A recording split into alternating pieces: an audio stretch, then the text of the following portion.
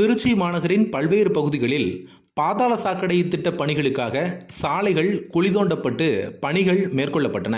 ஆனால் பாதாள சாக்கடை திட்ட பணிகள் முடிந்த பின்னரும் கூட சாலைகளில் குழிகள் மீண்டும் சரிவர மூடப்படாமலும் சரியாக சீரமைக்கப்படாமலும் கேட்பாரற்று கிடக்கின்றன.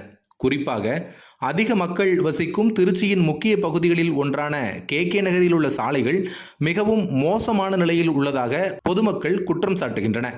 குறிப்பாக இத்தகைய சாலைகளில் டூ வீலர்களில் செல்லும் போதும் கார்களில் செல்லும் போதும் புழுதி பறக்கிறது. திருச்சி மாநகரின் பெரும்பாலான சாலைகள் இதே நிலையில்தான் உள்ளன.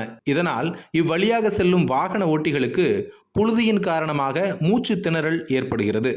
மோசமான சாலைகளால் சிக்கி தவிக்கும் மக்களை மீட்கும் பொருட்டு திருச்சி மாநகராட்சி 10 கோடி ரூபாய் திட்ட மதிப்பீட்டில் 2 சாலைகளை சீரமைக்க அனுமதித்துள்ளது.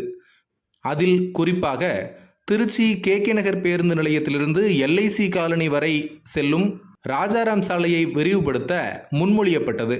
கே நகர் பகுதியிலிருந்து பிரதான சாலையாக இருப்பது ராஜாராம் சாலை. 800 மீட்டர் நீளமுள்ள இந்த சாலை தற்போது 30 அடி அகலத்தில் உள்ளது.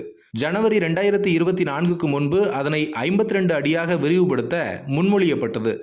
LIC காலனியின் முடிவிலிருந்து கே நகர் ராஜாராம் சாலை பணிகள் 2 மாதங்களாக நடைபெற்றுக் கொண்டிருக்கிறது.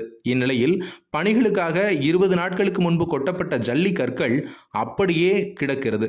இதனால் காலை மாலை நேரங்களில் இச்சாலை வழியாக பள்ளி கல்லூரிகளுக்கு செல்லும் மாணவ மாணவிகளும் வேலைக்கு செல்லும் பொதுமக்களும் மிகுந்த சிரமத்திற்கு உள்ளாகின்றனர். மேலும் இந்த சாலையில் பேருந்துகள் கார்கள் செல்லும் போது பின்னே செல்லும் இருசக்கர வாகனங்கள் மற்ற வாகனங்கள் தெரியாத அளவிற்கு புழுதி மண்டலமாக காட்சியளிக்கிறது.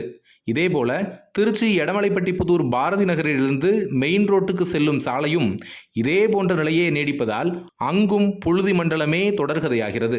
ஆகவே மேற்கண்ட இந்த சாலைகளை விரைவில் சீரமைக்க மாநகராட்சி நிர்வாகம் நடவடிக்கை எடுக்க வேண்டும் என்று பொதுமக்கள் மற்றும் வாகன ஓட்டிகள் கோரிக்கை வைத்துள்ளனர்.